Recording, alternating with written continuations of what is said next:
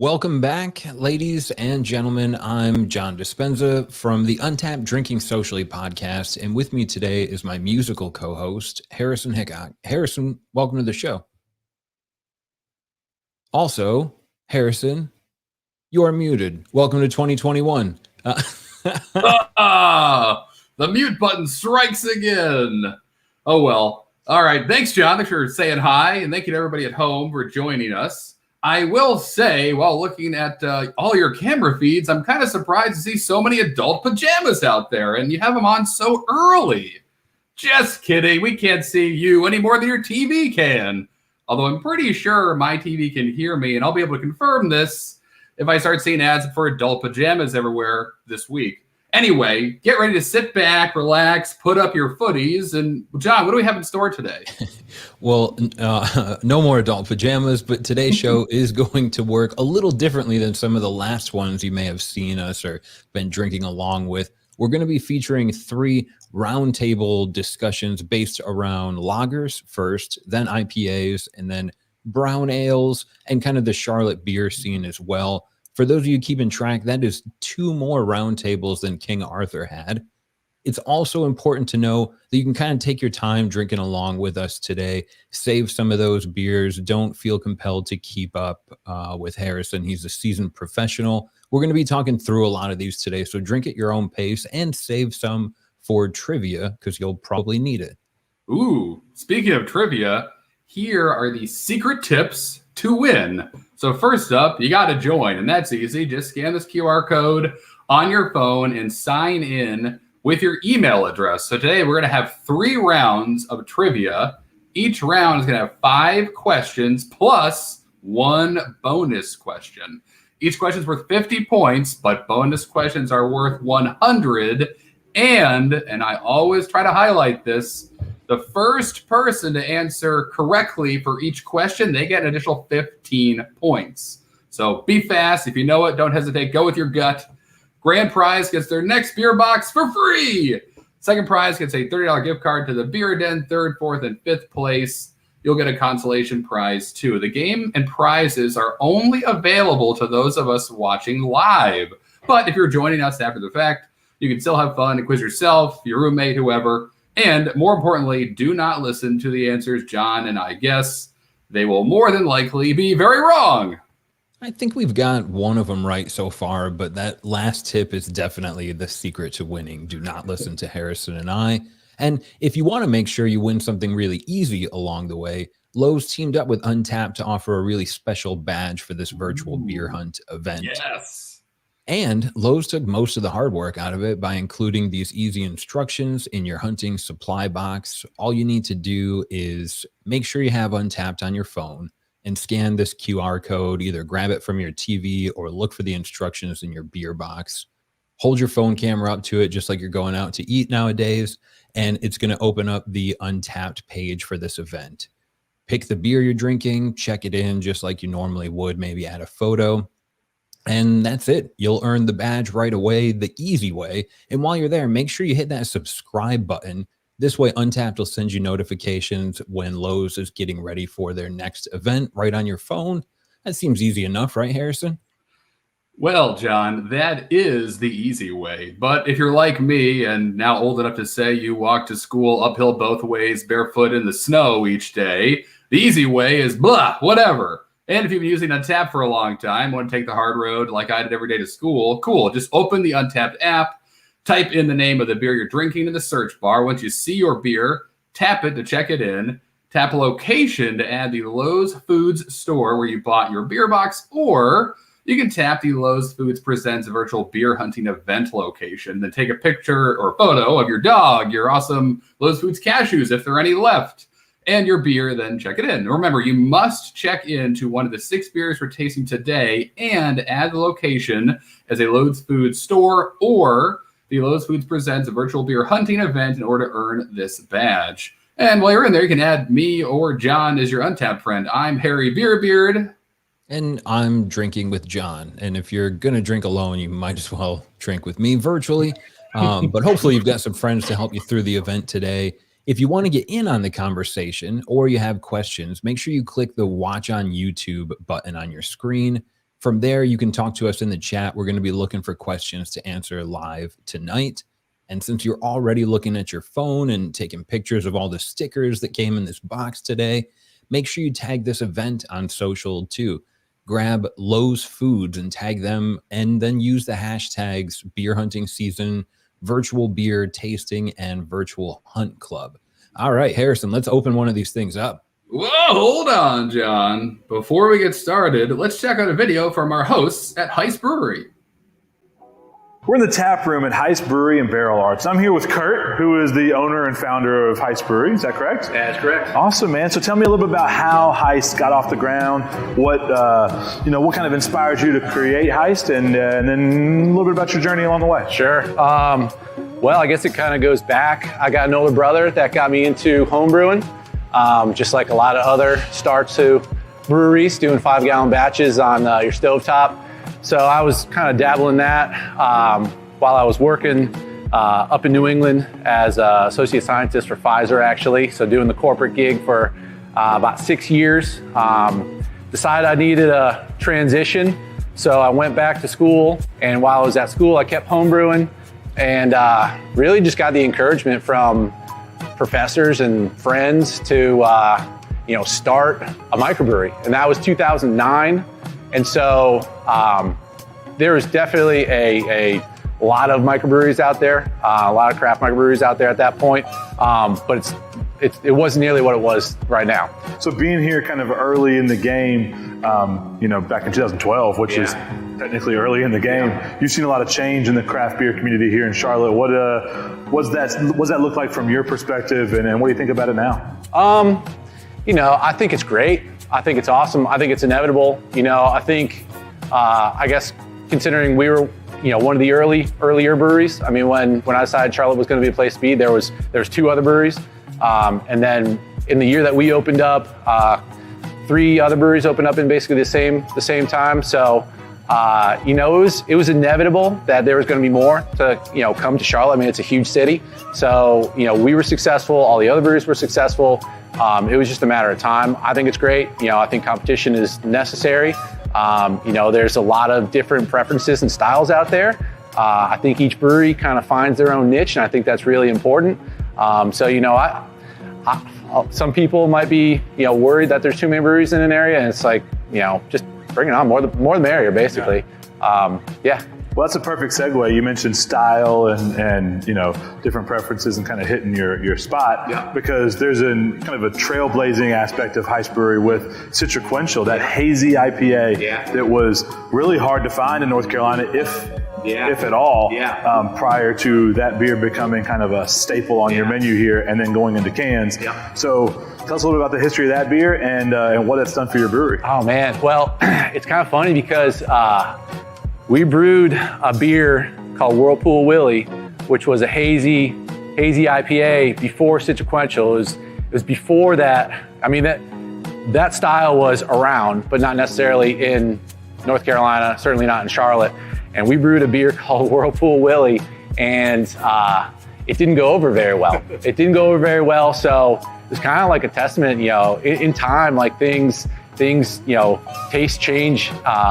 People are aware of styles out there. So we kind of brought that back a little bit down the road. That turned into Sequential, and at that point, it made a huge splash. That made the mark. That was the first hazy in Charlotte. At that time, everybody was saying this is just a fad. This is going to go away. There's no way, you can drink a beer like this. We knew it was a great beer. Everybody enjoyed it. And so, now, I mean, you can see, how popular the style is, and everybody's doing it. And so this facility, I mean, you said you moved in here in 2018, started brewing here, and you opened up this tap room a year later with the beer garden and whatnot. This is a beautiful space. What was kind of the inspiration for this? And you got an event space upstairs that we're going to be in later on. Tell us a little bit about this. So when I was looking for a space, I was looking for something like way smaller. We knew we wanted to, because over at the brew pub, like I said, small brewing system, no real effective way of like packaging. So we knew we wanted to have a production space. So I was looking in like the 10,000 square foot range for a building. And so I reached out to somebody looking at a building, kind of turned me away from that building, said, hey, I got something else.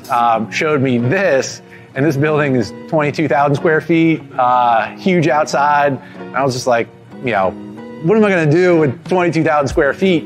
It got my gears going for a little bit, and I kind of just looked at it and, how could we utilize, that much space, and just kind of came up with an idea to, have the production space, obviously a big tap room. But one thing that we do really well is private events. So we've done really well with private events since day one. So we've got a big private event space upstairs. We've got a smaller one over here, huge beer garden, but, now we're in this massive building. It's finally built out. I'm happy now with the outcome of it. At the beginning, it was pretty daunting, and it was kind of just like, holy crap, this is a huge undertaking. But yeah, it definitely works out for everything that we do. Well, awesome, man. Kurt, thank you so much. I really appreciate the time. My pleasure. When you're in Charlotte, you got to check out Heist. Let's get back to the beer. Right now.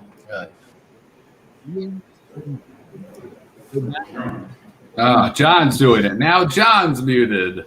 Wonderful. We're having a blast tonight. It's the old merry-go-round, the opposite of musical chairs, mute chairs. Good thing we're all sitting. Anyway, John. Yes. Am I vocal? You are. Oh, okay. Well, there we go. It's 2021. These are the offices we live in now. And aside from terrible at introductions, let's see if I can mosey through this one. We've got three really talented folks with us in the big round table. Resident Culture sent Chris Tropiano. You may be the only Southern Italian here, head brewer and owner of Resident Culture. From Heist, we're speaking with Trip Mosier, assistant brewer. And in the middle, from Birdsong, Connor Robinson, head brewer and production manager. Three people, and we've already got about 6 hats on the table. I'm thirsty, Harrison. Will you help me out?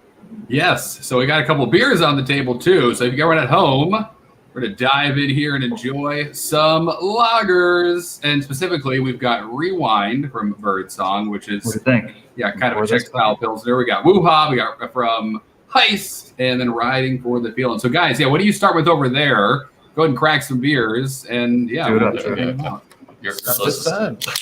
I started with Rewind as well. Cool. Taking Seems your like cue. the natural one to start with. Exactly, yeah. And while you guys are pouring that out, so I'm curious about this beer. So reading about it, it's kind of a Czech inspired, but it's an American lager. Can you kind of talk about how this came to be and like where the inspiration was? This I'm just gonna finish. So this beer is slightly Czech inspired, but nothing like true Czech beer to style or anything like that. I really wanted to do a light lager that everybody in my brewing team would have after work instead of drinking 7% IPAs. So something to mellow into the day, and we kind of came up with this recipe maybe 3 or 4 years ago. I'm trying to remember how long ago this was. And it's one of our, definitely, it ended up being just that. Everybody has, at least my brewing team, has a rewind after work pretty much every day. And we work really, really hard on this beer. We change it for the better a lot, just trying to work around with the process and everything like that, and temperatures and pitch rates and all that stuff. So really nice group beer that we all kind of pitch in, making sure that everybody has a say in how this beer turns out because we all love to drink it so much. So It's great. Cheers. cheers. Cheers. Cheers indeed. Yeah, cheers, guys. That's awesome. And this is beautiful. It's crystal clear. I'm sure everyone's seeing that at home. I mean, I think we all know by now, but it's worth saying, making a 4% lager is one of the hardest things to do. It's this crisp and clear. Can you talk a little more about that, kind of the R&D behind it? I mean, anyone who wants to jump on this, but kind of we're thinking about lagers and don't have a bunch of hops to hide behind. Kind of is all about the lagering process. Is all about making the yeast happy. Where do you begin? Yeah, I'll begin, I guess. But yeah, you're right. There's not a lot of strong flavors to hide behind, like an IPA, for example, or a stout. So you really need to brew the beer very well in order to produce a product that's crisp and clean and drinkable. Because if you don't, it will be very apparent to the person drinking it that something is off. So yeah, brewing a beer like this is really difficult, and this one's very good. Yep, a lager, a pilsner is usually the first thing that I'll order at a new brewery. It gives me a good understanding of the brewer's techniques and if I'll go back and get a second beer. So. Yeah. If it's good. If it's good. Yeah.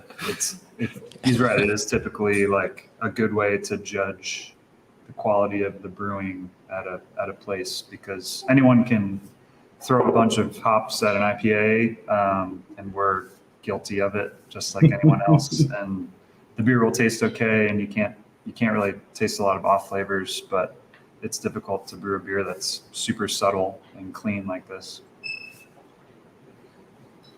You guys, Trip, you were saying that this is a beer that a lot of your staff will drink after work. 2 sips in, I agree. If you can count mowing the small lawn I have as work. That's Connor. So, do we have name tags? No. Connor, your team after work goes for this pilsner, and I hazard a guess, I'm 0 for 2 so far, but I'd imagine the staffs at Resident Culture and Heist would also gravitate towards a pilsner after work. Aside from obvious leanings, do you guys think there's any reason behind that? I would say that I think when you're in the industry long enough, your palate kind of gets destroyed by double dry hops IPAs and imperial stouts, and you kind of just need to, especially because you end up drinking a lot of beer when you're at festivals or beer events, and it's hard to drink more than 1 or 2 strong IPAs or stouts. And yeah, it's kind of refreshing to have a beer that's a little more subtle and a little easier drinking and a little easier on the palate. I can speak for myself at least, but I'm sure these guys would agree. Yeah, it's that, plus it's hot in the brewery. Especially in the south in the summertime. It's pretty brutal back there, so I want the most refreshing beer possible to start my day and acclimatize to the AC the tap room has. So you're drinking this at 7 a.m. when you start your day? Yeah, some days. It depends on when I start my day, yeah. Weekdays. Right. Those were some of my favorite days. I was a brewer for 8 years, walking in, the canning line started, and we're canning our cream ale, and it was like 80 degrees out. I would start at 7 a.m. with a cream ale right off the line. So, and that beer existed for us for the kind of the same reason it sounds like you guys are talking about. This beer exists, and it was like a labor of love, Connor, from the brewers, which I hear that a lot from a lot of breweries now, where there's this beer that, you guys kind of make for yourselves. Was it fair to say this is definitely one of those? Sounds like it. Oh, for sure. Yeah. I was extremely selfish when I made this beer. I was like, I wanted a lager on tap in the tap room, and I wanted the cans to take with me to, the beach or the pool or whatever. And so I made it. So selfish. So selfish. I mean, I shared. Yeah. Thank goodness. And we're all lucky for that. Especially today on this lovely 90-degree fall day in North Carolina, at least we're having by the coast. It's quite toasty, so I'm very happy. It's not that hot here. It's not? Okay. We're like 75 degrees now. It's beautiful right here. That sounds nice. But still good for drinking this beer. Exactly right. We've mentioned Pilsner Lager. I think some of us would agree that 2021 is the year of the lager. Hopefully it goes down in history as such. But for people that maybe are newer, just getting started, getting into this craft beer scene that North Carolina and South Carolina have made so amazing, who wants to jump on this one? The easy difference between an ale and a lager when I'm grocery shopping or maybe getting into craft beer. Anybody want to talk yeast? I mean, yeast is the biggest one. Yeah, I mean, it's yeast strain and fermentation temperatures. So ale, you're fermenting somewhere around 60 to 70 some degrees. If you're going to Kvike, then you're in the 90s or hotter. But lager, you're going to be fermenting somewhere between like 40 and 50. I think the biggest difference is all the yeast difference and time, because these take a long time to make. Rewind is a 50-day beer for us, as opposed to our regular IPA, which is like 2 weeks. So it's a lot of time in the tank, a lot of time for the yeast to ferment and maturate and make the beer as clear as possible. I mean, we run it through the centrifuge as well, so it gets extra clear. But whenever it comes out of the tank, it's pretty clear, just from time and patience. So sounds about right. Just a couple weeks ago, really excited about this. We got our first lagering tanks. So going forward, just about every single lager Pilsner that we go through is going to be racked into those. And hopefully we'll be able to see the effect of those tanks on these beers. So really excited about that. New toys. That's cool. nice. I saw those. I was jealous. Yeah. So I need to go down and check those out after this. Gonna rub it a little bit. Yeah. Right. That's amazing. I remember that day. It was like Christmas. We got our lagering tanks, which for us, so you're like the horizontal tanks is what I'm imagining in my mind, correct? And you stack them on top of each other, or are they? We've got two stacked for now. I think that's totally fine. It'll allow us to maybe throw another strain in there, do another style outside of our Pilsners that we're kind of focusing on.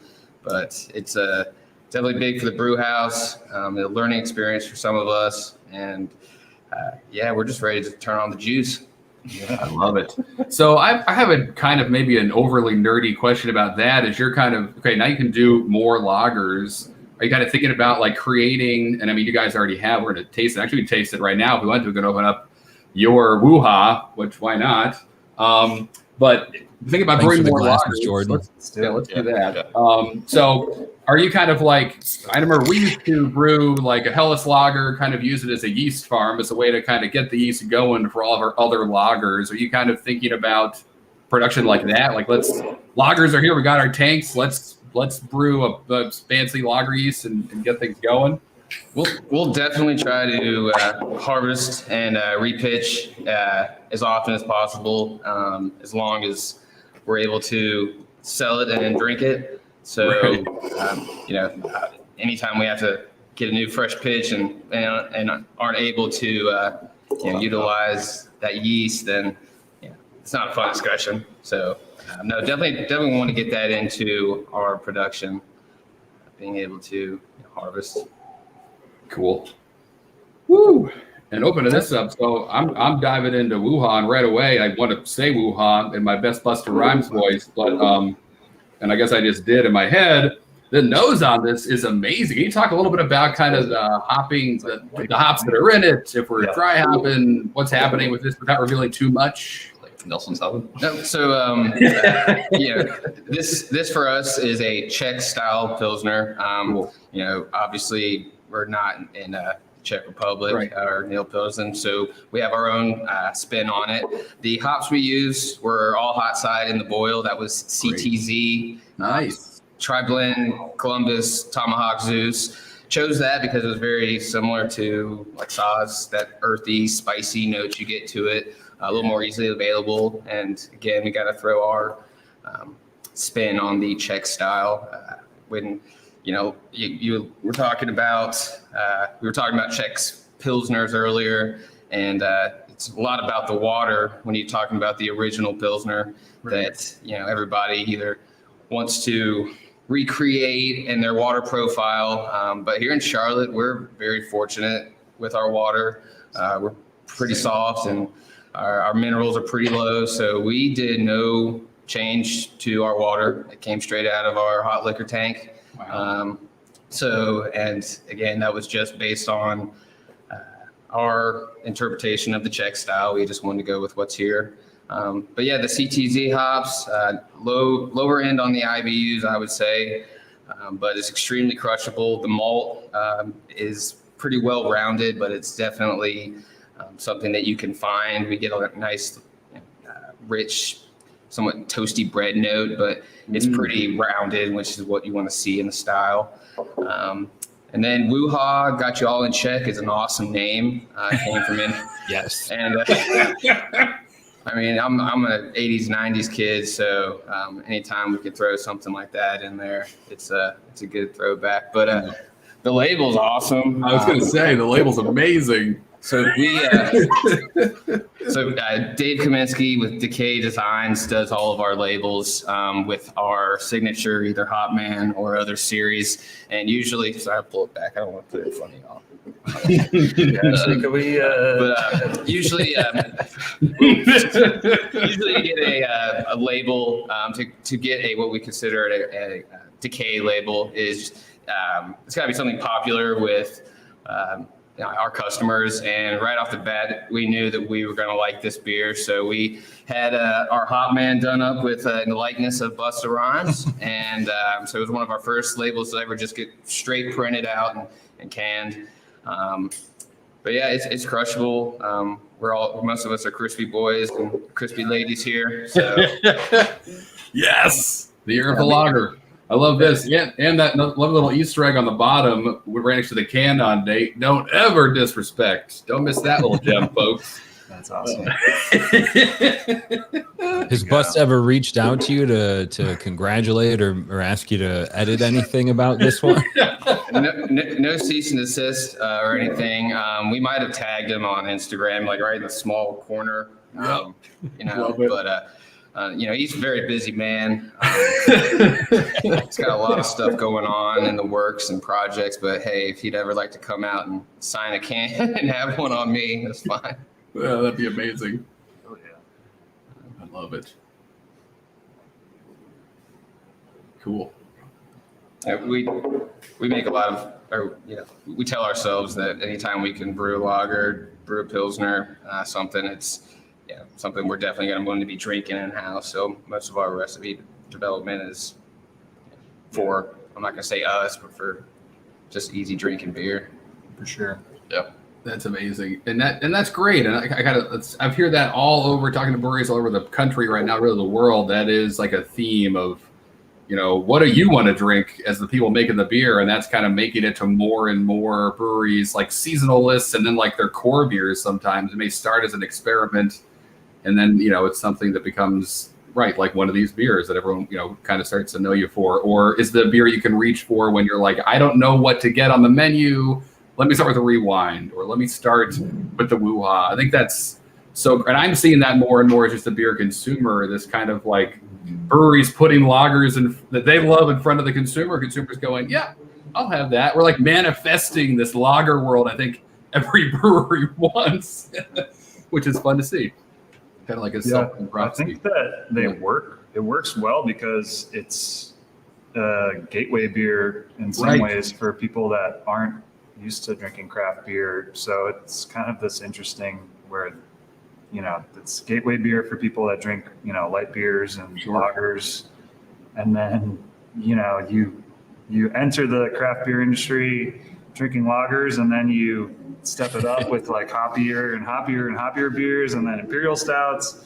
And then your palate gets fatigued, and then you start coming back down and down and down. And then like us, when we've been in the industry for so long, we come kind of full circle. And now we're back to the point where we really appreciate subtlety and nuance rather than just like punch you in the face flavor, which there's a time and a place for those. Don't get me wrong. We brew plenty of those, but these are the types of beers that we like to drink. So it's nice. It's a nice way to bring people in, but also, the people that have been in the industry for a long time really appreciate them as well. Absolutely. It doesn't hurt that this time of year, these are great Saturday college football beers like this. They kind of go well with everything. There's so much to love about them. And it's, anyway, it's exciting. I remember a time when like a Czech style Pilsner, someone would be like, what's that? What does that mean? And now I think everybody knows Pilsner or Kel, like the baseline knowledge and love for these beers. It seems to have grown, at least from what I'm experiencing. And that's really exciting for someone, who wishes every beer was a lager. But that's a different soapbox for a different time. has any of in my made up world where everyone just drinks lagers now, has it started to maybe backfire a little bit where you've got a longer brew time and it's starting to catch on? And like I know Tripp, you said you're excited. You just got some new equipment. Are you guys starting to see is there a possibility where a North Carolina brewery just is like cranking out lagered beers like we all are IPAs maybe at some point in a beautiful future? We actually ran into that issue earlier this year because Rewind kind of skyrocketed once everything kind of started opening back up this year. And I couldn't keep up with the demand for a little bit. And we also produced another lager brand in the springtime at Goodness Hellas. And then we did the lime version of Rewind.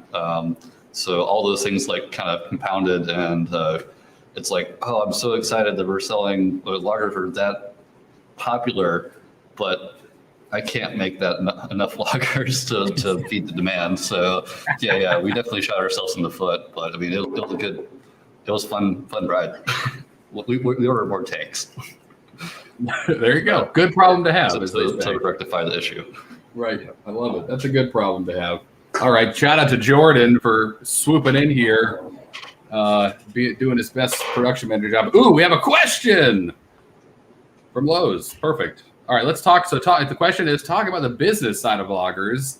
Take a lager to produce, but demand is high. So how do you balance? So probably great question to follow up the answer you just gave there, Connor. But talk a little bit about that, the business side.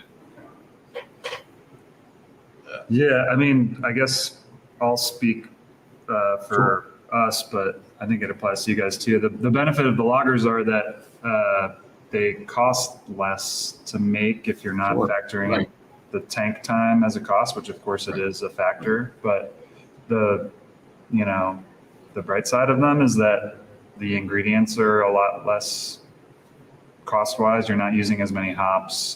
The grain bills are usually pretty simple. Yeah. So that's one positive about them that I guess makes them a good business proposition. But yeah, it is tricky balancing the time that it takes to brew them. It's helpful if you have lagering tanks or extra bright tanks that you can sit the beer in so that you can move through your fermenters, which is really how you make the money. Yep. But yeah, it's a balancing act for sure. Yeah, I think I saw our sales manager, Lisa, back there talking about the business side. We always try to listen to our salespeople. They are the heart and soul of our I say our business. They know who is buying our beer. So listening to them about what customers are going to want and factoring that into our production space is pretty important for us, especially being on a production scale brewery. It's very nuanced decisions on what we're going to make new or next. Wow, that's awesome. Cool. That's great, right? Of course, to have people right on the actual front line hearing from consumers and stuff. That's extremely important, obviously, and great you guys can use that info to make decisions. Speaking of decisions, let's open another beer. You're already ahead of me. Good. Love it. So we've been talking about a lot about Czech-inspired beers. Reading the label on this one, though, Trope. So this one on the label says kind of Italian is the inspiration. I'm seeing a lot more of these now, too. Can you speak kind of briefly about just what that means in Italian style pills, or what you can kind of expect when you hear that? Yeah, so this style, I guess, got popular within it's pretty recent. I would say probably the last like 3 to 4 years. Okay. The reason it's called Italian Pilsner is not really because the ingredients are Italian in any way, but an Italian brewery popularized the style. And essentially, in my interpretation of it, is essentially a dry hopped German Pilsner. So just imagine a crisp, hoppy German Pils, but even hoppier with a nice dry hop kick. It utilizes a lot of like noble hops. So, whereas a dry hops IPA might have like fruity, dank, juicy characteristics from the hops, we get a lot more like floral, herbal, kind of earthier tones from the hops, and that's kind of what you're going for in the style. So it's it's a lager, it's a pilsner, and it's crushable, but it is still very hoppy. But yeah, that's kind of like the origination of the style. But we source our hops from this great small hop grower in Germany called Seitz Farm, who I actually was just visiting a couple weeks ago. They're like all family owned and operated, and it's a great spot. If you guys want any awesome German hops, let me know. Because always down for nice German awesome hops. Sweet. Yeah, they have a lot more varietals coming out these days too from Germany than the old school Magnum. They're great hops, and like they're coming straight from the farm too. So you're helping the farmers out because they're not having to go through these like third party hop companies. But yeah, we're just like really excited about the hops that we were getting, and we felt this was a great showcase for those hops. That's great. And so I imagine you were out there a few weeks ago because it's harvest season for hops. All right. Harvesting and processing when we were there. Yeah, it was pretty cool. That's amazing. I must have smelled, I'm jealous of just thinking about what it would have smelled like being in a whatever field or a room full of hops, German noble hops being processed. That'd be pretty cool. Yeah, it was an unforgettable experience for sure. I'm hoping we can do it again. Maybe make it a regular thing. Good. Yeah, I would do it as much as they let me. What was it? What was the?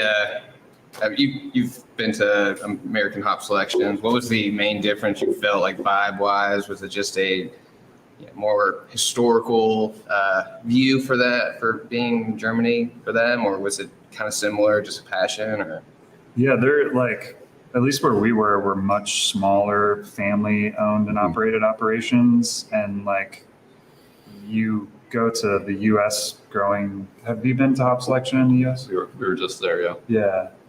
They're much more technologically advanced, and the operations are much bigger, and they have a lot more technology and people working for them. The places I went in Germany were just literally like families who have had these farms for hundreds of years. Like we ate lunch in the farmhouse, and the matriarch cooked us lunch along with the farm workers. It was crazy. Yeah, and they're just processing as much as they can, and then they get help from these larger like processing facilities that kind of take in all the local farmers, but they don't have this.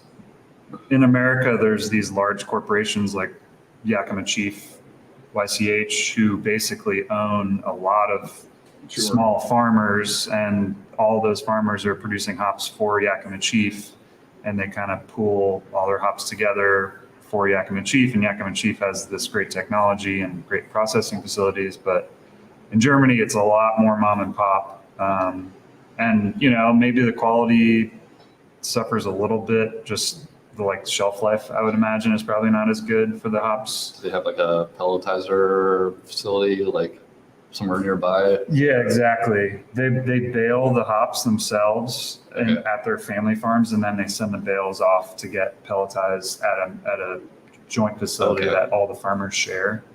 So yeah, this beer in particular, the Hallertau Mittelfrüh and the Hersbrucker come from Seitz Farm itself, and then the Saphir is a hop that's also grown from a local farmer, not from Seitz Farm, but there's a cooperative of local farmers that work together. They're all friends. They know each other. They share resources, and so Seitz Farm actually helped me acquire this Saphir from this other local farmer that he knows. So it's really cool how they work together to kind of prop each other up. That's amazing. And do you remember, is it a newer farm? They've been around for like 500 years. I mean, I don't know. Right. It's newer by that standard. I think they were 300 years old. So, Wow. Yeah. It's pretty cool. I mean, the patriarch, this old guy, gave us a tour around the farm on his tractor. He barely spoke English, but just enough. And the son was so busy working the fields. And then the son had a daughter who was running around the processing facility, wearing her overalls, she was going to take over the hop farm when she's older. It was great. Yes. It's like the Michael Scott Paper Company, similar, but a lot better touch. Scott Stotts. Scott Stotts. I think we've got a quick question from one of the viewers on YouTube. Please explain the relationship of Pilsner to lager. This is a good one. I'm wondering how many times you guys get this, but it's a great question because there's sometimes there's a little confusion, but The best way I explain it is the way I talk to my mother when we're talking beer. Hi, Mom, if you're watching. My mom likes lagers. She remembers it because of the L. So lagers, it's a very broad term for a style of beer, but a Pilsner is a lager. The original Pilsner beer came from Pilsen, Czech Republic. People will hear Pilsner Kel.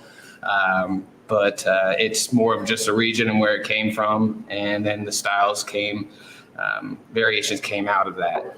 So at least from my understanding, because when I was growing up in Raleigh, I used to call World of Beer and ask them if they had Pilsner Kel on, because it was my first introduction to that. So You're the only person calling them for that, I'm sure. Oh, I called. They had a $3 Tuesday or $3 Thursday, and it was the only place that they would broadcast it. And I just remember loving that, just pure skunk and glass. It was amazing. Oh, yeah, that's awesome. It travels so well. It's nostalgic. Yeah. But yeah, hopefully I answered that question. Just That's perfect. So. That's awesome. That's so cool, guys. Well, I want to thank Connor, thanks so much. We're going to tune back in with you guys in a minute. I feel smarter already. First, though, we're going to check out the beer den, and then it's going to be trivia, and then we're going to have a video from Resident Culture, and then we'll be back to get our IPA on. Hold tight.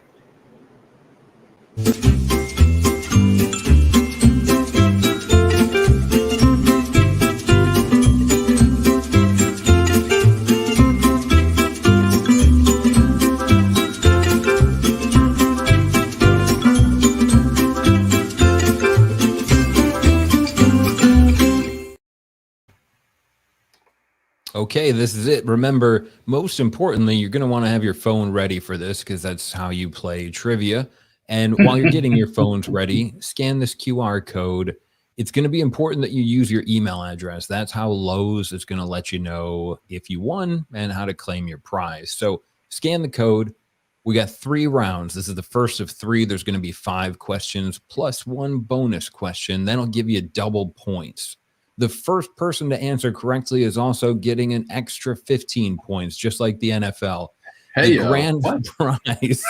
grand prize, the top first place winner gets their next virtual beer hunting box for free from Lowe's. The game and prizes are only available if you're watching us live, but if you're joining after the fact, it's a good chance to brag and show off your beer knowledge in front of your family. So, without further ado, Harrison, have you been studying?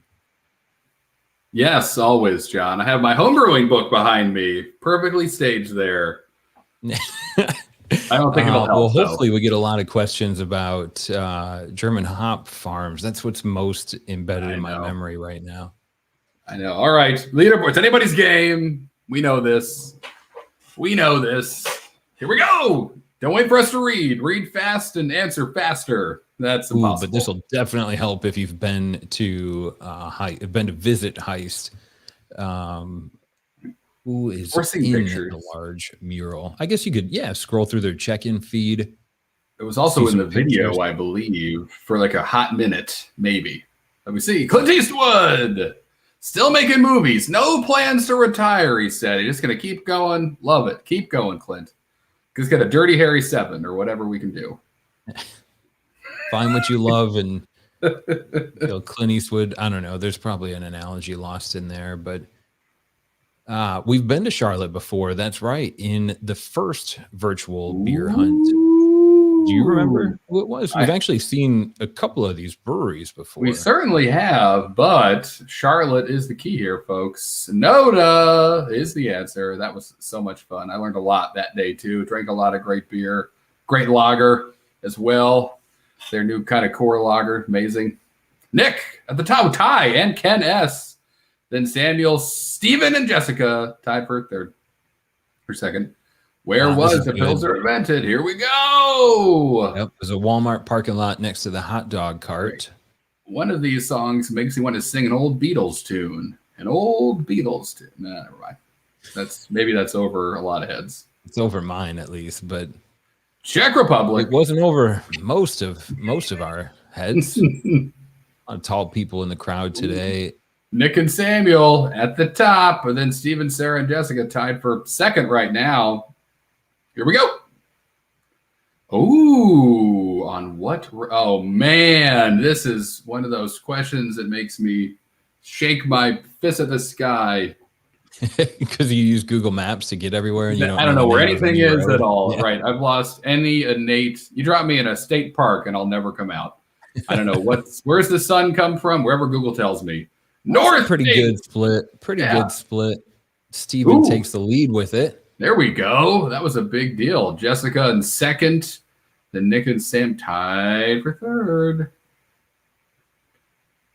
Oh, this is a good question, too. Aha, a little bit of current events. All of these companies still exist. Correct. But I will say bonus question, Heist makes better beer than all of them. As far as we know. They may have someone on staff just homebrewing up. I'm sure they do. Pfizer. All right, Steven. Ooh, and Samuel tied. And Katie. Hey, look at this. A three-way tie for first. I like it. It's all the fast fingers that are doing it. It's that speed. The bonus question. Here we go. Ooh, nice. Oh, this is, and I loved this original name. I was chuckling off screen for too long, but it's amazing. Come on. All of these could have been Disney characters at some point. A few of them, right. Steamboat Willie owes me money. But it was Whirlpool Willie. It was the inspiration for such a crunchle.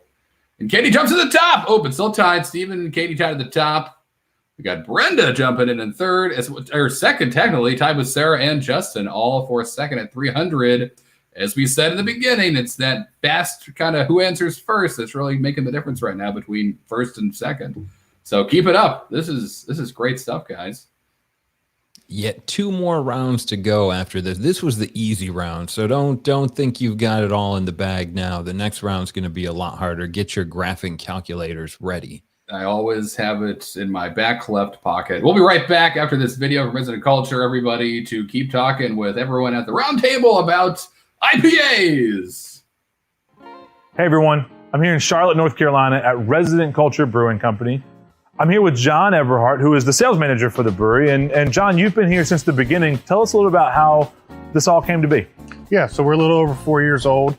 Our head brewer, Chris Tropiano, came from Russian River Brewing Company.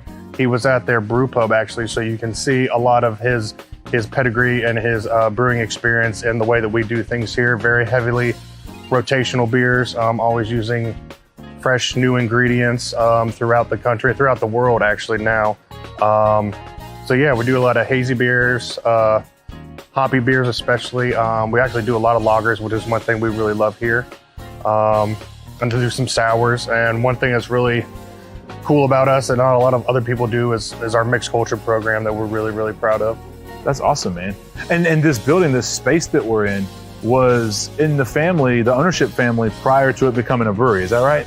Correct. Yeah, it was our owner's father's building where he ran his company from the early 80s. So this building's been here since like 81, 82.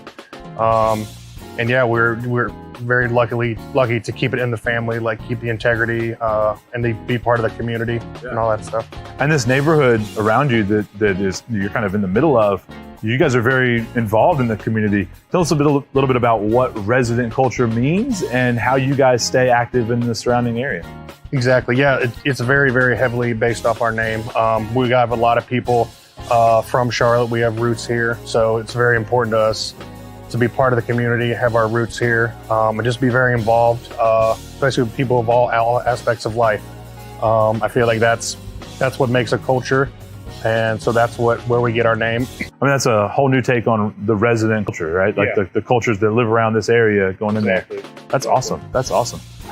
So this space, this taproom space that we're in right now, it's very unique. There's a lot of fun little weird, interesting pieces. I mean, we've got little quirky things here, and they're all throughout. Tell us a little about how this all came to be. Like, how did you kind of come up with the decorating plan, and does it kind of fit with your branding? Honestly, there was kind of no plan. A lot of these are just like, just little random trinkets and stuff. Like maybe kids left. Everything might have a little bit of a story behind it, but we just kind of let it go. We're actually adopting like a new mantra here soon that we're announcing. It's called "Where Your Weird Is Welcome." So I feel like we've always kind of been like that way, but now it's official, where your weird is welcome here, and everyone's allowed to come in here and be their self, and it's just a safe space for everyone. Yeah. Well, and the artwork on some of the cans and the labels is a little weird, and I think we've got your artist here that we're going to talk to in just a second about how that all has been created and whatnot, and that's definitely weird too. So we'll get to that. It's our normal, but maybe weird for some people. That's awesome, man. Well, John, thank you so much for your time. I really appreciate you talking to me. We're going to talk to your artist. Absolutely. Awesome, man. Thank you. John mentioned an interesting fact about Resident Culture. They have their own in-house artist, and I'm here with her now. This is Marissa.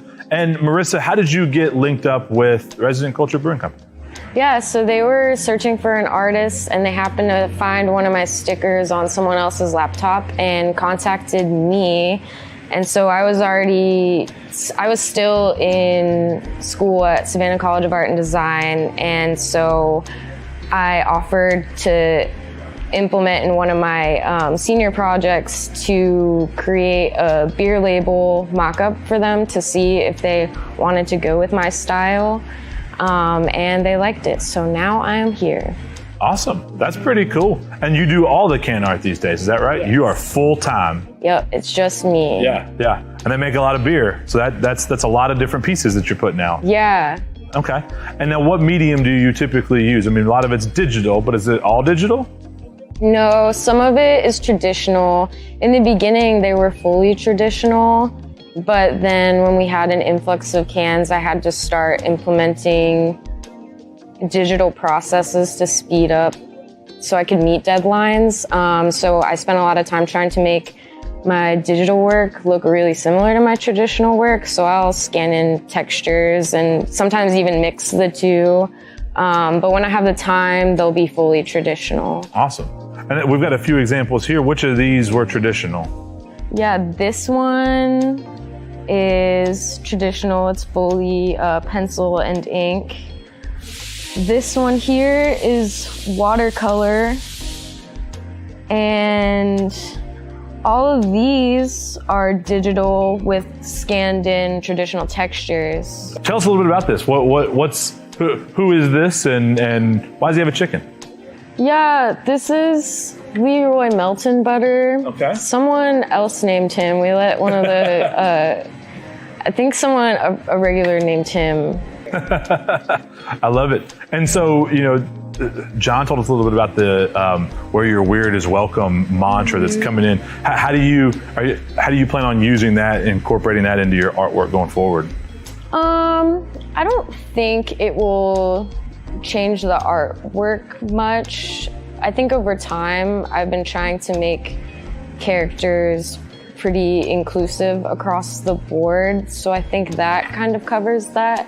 And that motto, I feel like we're trying to implement in our spaces as a whole, just to make anyone of any sort, any kind of human, feel like good in these spaces. And hopefully that comes across through the art too. Marissa, thank you so much. It's been really nice talking to you. Appreciate your time. Let's get back to the beer.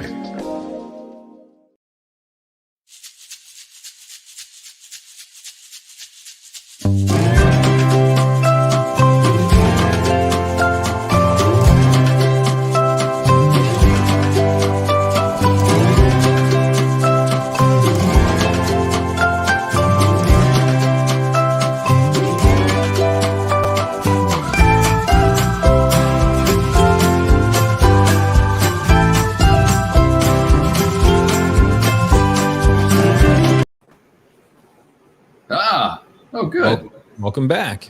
Perfect. John, you were huge there for a moment. Yeah, it was really intimidating. It's startling. That's every morning for John, everybody in the mirror. We all got to experience it. That was exciting. Enough about that. That was so cool. Beers. Right, exactly. Every morning. That's right. Whatever it takes. Day off, right. Yeah. That's right. 2021, everybody. So that was so cool getting to look at the art you guys have, tropes inside resident culture. I feel like I want to get my weird on with some IPAs right now. We have two great ones. I'm going to let you guys pick what we start with. What should we kick off with? And we'll just follow your lead. Let me decide on Citroquential. Let's start with Citroquential from Heist. Cool. Let's do it.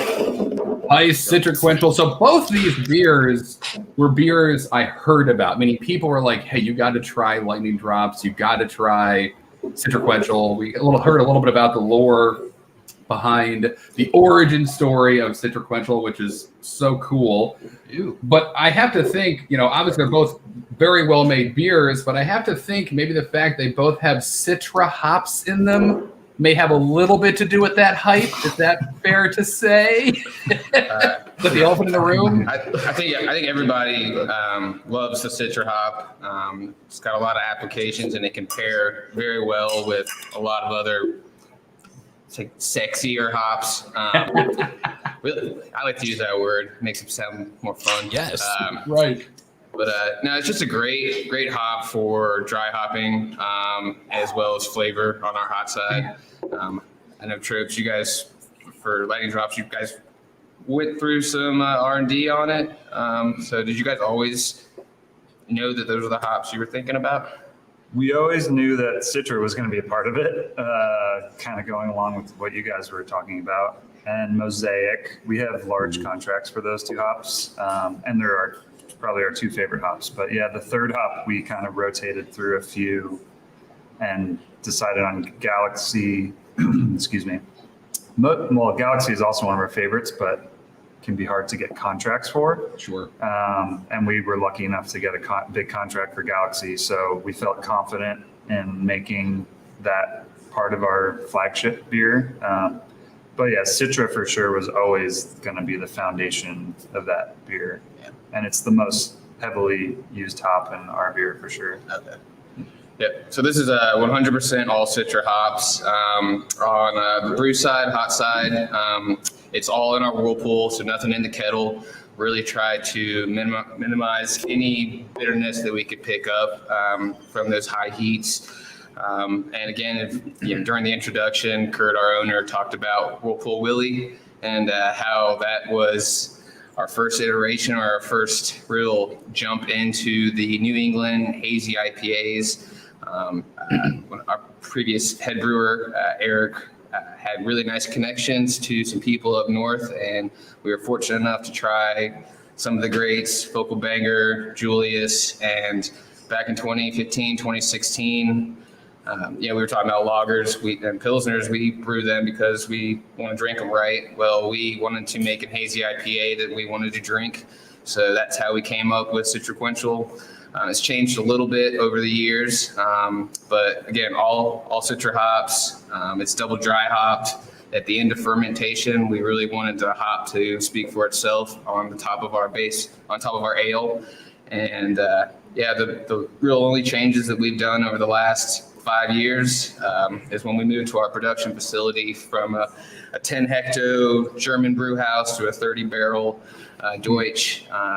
It's not, just like in baking, it's the best way to talk about brewing. It's not a 1-to-2 or a 1-to-3 ratio change. Right. There were some learning curves when we got here, but we're happy with it. And it's the beer that we get up every day to make as consistent as possible, because right now we have 3 tanks with Citraquential in all different forms of fermentation and dry hopping. So it's always in the tank for us.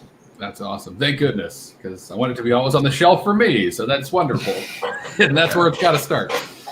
Is this your flagship right now? It is our flagship. Between this and our hazy pale ale, Honey High Fives, if it's not on tap, we might not be doing our job. So we got lagering. We got horizontal lagering tanks now to help us out with some more fermentation space and capacity, because we're still going to pump out lagers and pilsners. Good. But yeah, it's year to year, it's always fun trying out different Citra hops. I try to talk about, I can't remember who gave me this great way of describing it, but if y'all ever grow tomatoes or peppers at your house, right, in your backyard or something, they're great, right? Those homegrown tomatoes are amazing, but every year they're just a little different, right? You're going to put them in the same soil. You're going to let the rain do its thing. So it's a lot of fun trying to capture the year-to-year Citra changes and kind of building it back into Citraquential, because every year the crops are slightly different, and the farmers will tell you that what to expect out of it. But that's always the fun one with this beer, because it's all Citra. What is a guy that knows what home brewing is but has yet to successfully produce a drinkable product? What sort of changes do you make if, like, last year's Citra is just really tropical and fruity, and then they call you and they say, well, this year it's got a really bitter flavor to it? Are you instantly like, I'll throw some sugar in? Hopefully not, but the main thing we've tried, main variable we'll change up is on our Whirlpool side. Messing with the temperatures that the hops are first seen in our brew day can make either a more harsh or more soft hop flavor on hop flavor. So that's the biggest area that we can manipulate the hop from a flavor standpoint. But when we dry hop for this beer and a lot of our hazies, we will go through to the end of fermentation, just to let the hop speak. So it really is just a crop to crop, just enjoying what that year's brings to you. So not a lot of change, just want to make sure that it stays in true form of Citraquential. Well, it is. It tastes. Well, my memory is a joke, but it tastes similar. It tastes as I remember it. I'll say that, which is delicious. And kind of to your point, you spoke about this a little bit, but I'm more curious. So this is a single hop IPA. It's all Citra, and yet each year that changes a bit. So I mean, you can look at the alpha acids and do some calculations and but you don't care about bitterness. So is there like an R&D batch, or are you just like trying it out the first couple batches and you know kind of the range of changes you need to make? Like what is that each year? You got this year's crop, kind of what's the process like to get it to where you want it to be? It's definitely a live and learn. Okay. We'll when we get either our new contract in, we do a whole sensory evaluation with both front and back of house employees, so that everyone could just talk to the hop, talk to the experience. But it's there that we decide, hey, should we adjust our dry hopping rates to be more aggressive?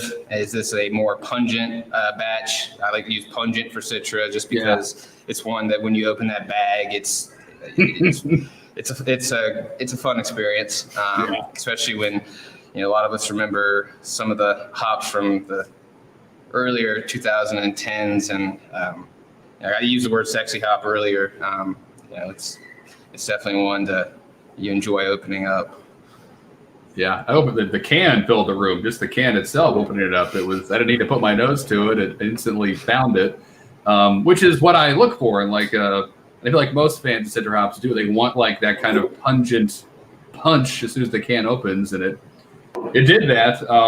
This is fantastic. Can you talk a little bit about the malt profile? So hops, everyone loves hops. Hops are sexy, but obviously this is a hazy IPA or a New England IPA. Can we talk a little bit about that kind of wheat, oats, torrefied, not as much as you can reveal? We always joke about here, I'm sure you guys feel the same, that our recipe books are open. Anybody can come check them and look at them, and you can go to your brew house or your home and try to recreate it, but it's always going to be a little different. Our system, sure. It does what it does for a reason. I went off on tangent. What was that question? Sorry about that. Yeah, no, just the malt profile. Malt profile. We're good. Sorry. We're in round two already. Working. Sorry. So the hazy IPA game, getting that awesome haze, keeping that haze, being consistent is the hardest part of making the style. We've had experimental batches for no other reason why, we don't know. It was a beer like this one day, and 4 months down the road, it was as bright as possible. So for us, a lot of the focus is on our hop quantities and our house yeast strain. With the amount of hops that we do on our whirlpool and dry hopping, there's a lot of vegetal matter in suspension. With the low flock rate of our yeast, it combines to make an awesome haze that I think is something we're able to recreate a lot. So from the grist side, it's fairly easygoing bill. We use 2-row as our main base. We do about 15-20% on a lot of our citriquential like ales of wheat. We use red wheat, which I believe we're one of the only brewers here in Charlotte. I use red wheat all day. We're calling you when we run out then. My number. We'll exchange later. But yeah, we like red wheat for its color and flavor. And then a lot of oats. We're close to 20%, especially when we really want to, up that mouthfeel, a little bit of creaminess. We do flaked oats. We also use a little bit of oat malt. Talking about the changes we've made over the years to citriquential, other than scaling it up to a 30 barrel from about an 8-barrel system. Little secret, we used to brew this with carapils. Like the head retention, I love the mouthfeel, but it wasn't something we really used a lot in our other beers and in rotation. So it was just an opportunity to see if there was another grain that we liked, and we moved oat malt in there. And it's great for lautering, but it was a good substitution for the carapils. So it's really for us, it's our yeast and hops that create our type of haze, but we do try to keep a pretty similar grain bill for a lot of these hazies, because we just like the residual sweetness that's left behind, and It pairs well with our yeast. You know, a lot of apricot and peach from our just base before we ever dry hop. So. Yeah, dude. Yeah. It's great. What does this finish at? Just out of curiosity. So Gravity. please, we're a gravity brew house. Please don't judge. We can do conversions in our. We like things simple. So this finishes out about 1016, 1017. Yeah. I like 1018, but then we have to do a little bit of adjustments. But 1016 is perfect. So. If you're hitting gravity every single time, or every single batch, I'm Yeah. impressed. No. Yeah, all of our beers are exactly the same Yeah. every time. The alcohol is exactly what it says. Oh yeah, definitely. Can. That never happens. Yeah. There's a threshold. This is great. We're seeing a bit behind the curtain right now, but that's okay. We'll keep it within friends. There's an allowance on Yeah. There is. Plus or minus 0.2, I believe. It's high. Well, that's 0.25. Right. Okay. 0.2, No, 0.3. it's still Yeah. 0.2. We're rounding up now. No. It's 0.25. 0.25. Who's testing this? I don't know what public school system y'all went to, but Yeah. I like rounding.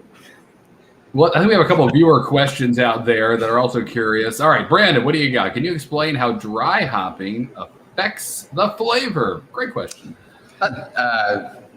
It makes it hoppy. It's really hoppy. it's great. It's a great question because a lot of times you'll hear flavor and aroma thrown out there, and obviously aroma and flavor, but they work together. Both those senses. So when you dry hop, it's usually during either fermentation or post fermentation of a beer. I find that when you dry hop post fermentation, the hop speaks a lot more to what its style or what its descriptors are. So if it's a spicy, earthy, floral hop, when you dry hop at the end of fermentation, I get a lot more of those aromas and eventual flavors. If you were to dry hop in an earlier stage, you're going to see some biotransformation on a biochemical level, and that's just the Wild West when it comes to hops. You're going to get some crazy flavors and aromas, and that's just the interaction of the yeast with the hops. The yeast is going crazy when you're doing it like that. So it's just all about what you want to make and what you want to drink. So if you want the Wild West and really experiment with hops and see what they're going to do, you do it during fermentation. If you want to see true and tried what that hop can do, I find that post fermentation, dry hopping, you're going to see what that hop is. Right. That's awesome. Cool. I saw Jordan sweeping some glasses. I think it's lightning drops time. Right. So that's a professional right there, ladies and gentlemen. It doesn't cost extra to watch that happen. Don't screw it up. Cool. Let's pop lightning drops. I think of another question as well while we're opening up this beer from Tom Woodbury. How much does canning a beer change its taste from the tap? It's a great question. All right, cool. Interesting. What's the difference, if any, or let's talk about that for a minute. It's a good question. I don't really know. It's hard to say. I mean, you're going to get a little bit of dissolved oxygen pickup in a can that you wouldn't get from a beer that's being kegged. I mean, you're probably getting a little bit of dissolved oxygen pickup in a keg, but not as much. A dissolved oxygen is going to produce some undesirable flavors, but that really kind of affects, Jesus Christ. Right. It really affects, I'm not the can guy. You're the can guy. it really affects like the shelf stability of the product, and it's not going to last as long.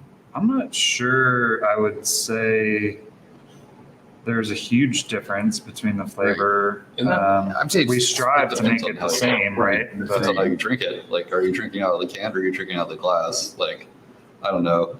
There is like no perfect packaging device for a beer. I don't think. Kegs are really nice, but just because you have less DO pickup.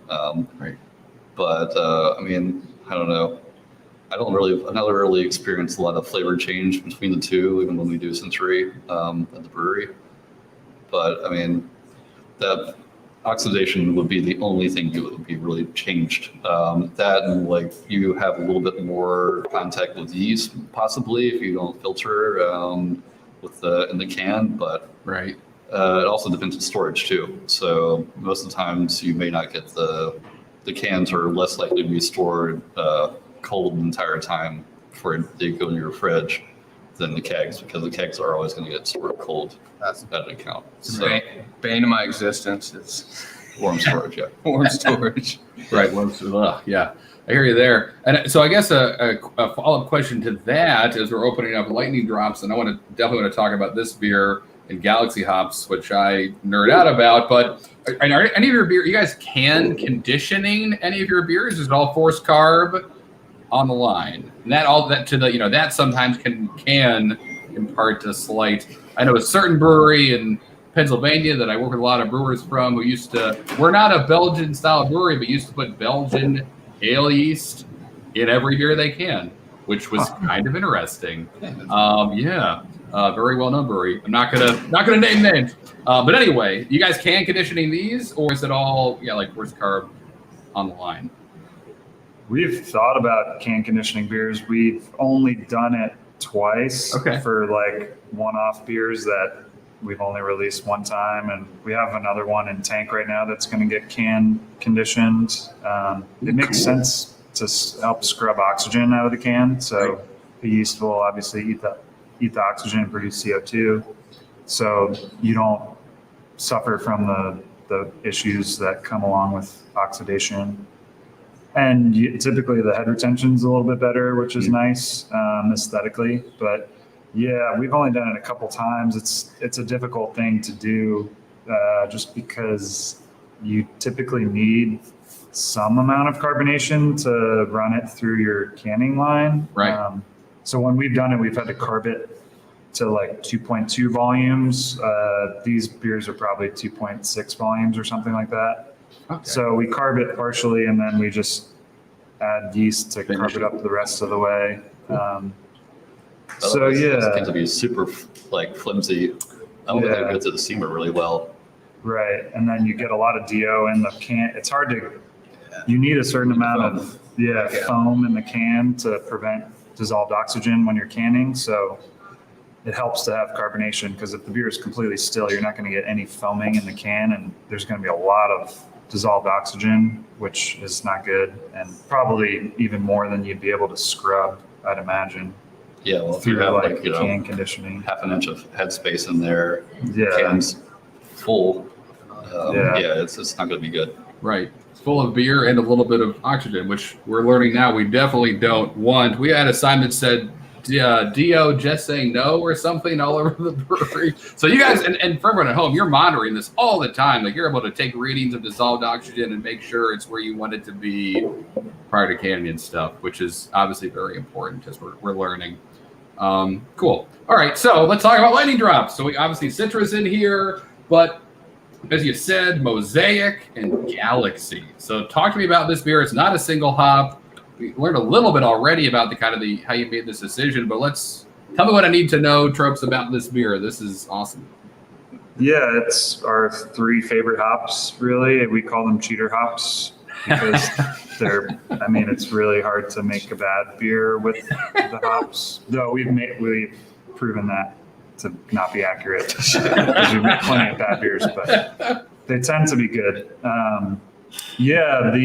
Like I said, the Galaxy is the tricky one because it's from Australia and it's a very desirable hop and it's hard to get your hands on. We were just lucky enough to get a contract for it that was big enough that we felt confident to put it into our flagship. So that was nice. It does tend to be a little inconsistent because in Australia, they blend all of the Galaxy together, as far as I understand. And you can't you're not able to select specific lots. It's all controlled by one giant national company. So there's no private hop companies in Australia. So the consistency it varies from year to year. And honestly, recently it's not been our favorite. 2 years ago, Galaxy was insane. Yeah. It was just passion fruit juice. As soon as you open the box, or the bag, and it's been a little more inconsistent. But we found that it works. It still works really well in conjunction with Citra and Mosaic, especially. We similar to these guys. We don't use any wheat in this beer. It's all malted oats, oat malt, and flaked oats, and two-row. And it's all a very low temperature Whirlpool edition. Okay. Of about 2 pounds per barrel. And then we do a end of fermentation dry hop. And then we actually close up the tank, and it's called spunding. So like we gather some natural carbonation, and the idea was kind of to trap in as much aroma as we possibly could. We would just we found that we liked the biotransformation that was happening from the yeast interaction, but it felt like it was all blowing off in the bucket next to the tank because it would just, it was all just literally, you could come into the brewery and there'd be yeast and hops like all over the grounds. So we were like, man, is this even worth it? But so we started spunding the tanks, and it doesn't blow off anymore. So we felt like it helped, and it kind of, I think it helps trap in some aromas, but it also like gives us a little natural carb, and I think helps the DO a little bit. What else should I say about this beer? And the spunding probably also helps agitate the hops throughout into solution a little bit better, because a lot of people will rouse the tank after they dry hop. We do it for certain brands, but not all of them. Yeah, we still rouse, but you're right. That was one issue we were finding, was we would dry hop and like try the beer a couple days later, and I would be like, it doesn't even taste like we dry hopped. And I would look in the top of the tank, and there's just a cake of hops sitting on top of the tank, because the yeast produces such a thick krausen is what it's called, or krausen, and the hops just kind of sit on top and don't actually absorb into the beer. So I think the pressure, when you close the tank, there's a certain amount of atmospheric pressure that kind of forces down the yeast and the hops into the beer, which helps, I guess. That depends on your pellets as well. We get some pellets that are like super loose, and they float. Like you could, it's like a battleship up there. Yeah. And then you got some that are like super fine, and they drop to the bottom, like their depth charges. It's gonna go. They Yeah, and then they drop out. So you got to get like that perfect kind of pelletization for hops is actually really, really important. And getting like a really, really nice pellet for dry hopping without having issues, because they come up whenever you're transferring everything like that, and you suck up a whole bunch of hot matter you didn't mean to. In the hazy IPA, you probably don't care as much, but anything else that's like a West Coast style, you'd have a huge issue. Yeah. If you really have like this mountain of hops, it's just like gradually sinking down, and it's like, oh no. In the bottom. Yeah. And it goes all into the dry tank. Yeah. Right. Drop your tanks, everybody. Yeah. And that's really cool that spunding is like traditionally like a lagering. It's common in lager brewing. But you guys use it in your hazy IPAs. That's so cool. To use, again, to trap the natural carbon there, and again, all the aroma that is obviously escaping as the yeast makes CO2 and it goes out your blowout valve. There could go some aroma, but not for you guys, not for this beer. That's fantastic. Cool. All right, I think we have another question from the YouTube. All right, Stephen Davis says IPAs have a reputation for being bitter, but not all of them are. Where did that come from? I think I know what tree Steven's barking up, but who wants to take this one? IPAs did Let's talk about that long voyage. Yeah, right. Yeah. I've said it too many times. Yeah, so the term India Pale Ale comes from when Britain colonized India. They were shipping beer. They needed their beer, of course, for their citizens and their sailors, I guess. And they were shipping beer over from the UK to, I guess it wasn't the UK at the time, but to India, and they needed a way to preserve the beer of those long voyages, so they added a bunch of hops. Hops have antibacterial qualities that helps preserve well, beer for one thing, but I guess it would help preserve other things, right? You could do some salmon cured in hops. Be really nice. Nice. Maybe a little bit of salt. Citra Lox. Right. Citra Lox, yeah. Put it in your soup. That's a good beer. Let's make a I Lox. was thinking, Siri, IPA. Siri, remind me later to. The brunch I beer. don't know if y'all have ever cooked with IPAs. It is hard to make something with an No, IPA. it's impossible. I made some beer cheese with something like a citriquential, and it was not beer cheese. Definitely don't do a kale. I did kale a couple of times, and it was like, oh my god, that's even more bitter than kale. And he actually gets Good call on kale. lesson learned. Well, now you know. But yeah, I think so. Obviously, with all the hops being added to the beer, the hops are bitter, and so the product was bitter, and that was just what IPA was for hundreds of years, probably, until people in New England, I guess. Yeah. Secrets, man. They keep secrets up there Yeah. like it's their job. They just decided to start making beers that didn't have bittering hops, but had hops just for flavor. And it's caught on quite a bit. I mean, and for good reason. I think there's a time and a place for a bitter IPA. I think we would all really enjoy a West Coast IPA, which tends to be more bitter. And then I think there's a time and a place for these beers that are a little less bitter. I think ours, we make a little bit more bitter, I think, than you guys. And ours is a little drier. But I think, they both work. And like, there's a nice balance between the two. But yeah, I mean, IPAs have now grown into so much more. Yeah. Something that, being in craft beer, you come across a lot of people that are either heavily passionate about it, would go to breweries occasionally and enjoy it, and there's some that have just never experienced it or have a negative idea towards it. So for the latter of that group, I like to introduce them to New England and hazy IPAs, because I don't think craft beer should ever exclude somebody, and they're just fun to drink. So I usually try to either go layman's terms or just ask them what they don't like about IPAs, and it's usually that question. It's a bitter bomb. It's like biting into a tree, pine tree.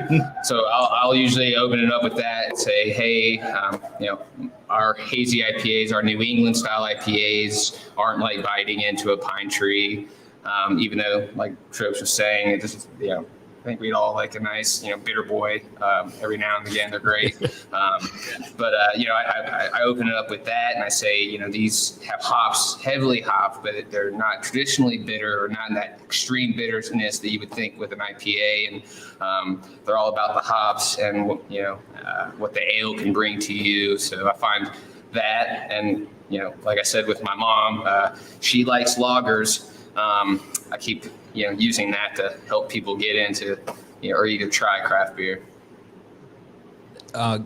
Connor, if I can call you out, you guys make Higher Ground, West Coast bitter, and then Fake Plastic Trees, really cool name, New England.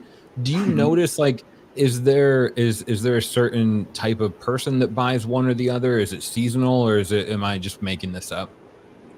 Well, I mean, I love to be there when everybody actually buys their beer at the grocery store. Just shake their hand and everything like that.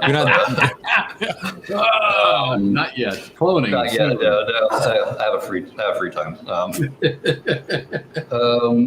I don't know. I do feel like there are certain people that really only enjoy the West Coast style IPAs and don't really enjoy the New England IPAs. But you can pretty much say that for any style of beer, really. And some people don't enjoy lagers still. I don't know why.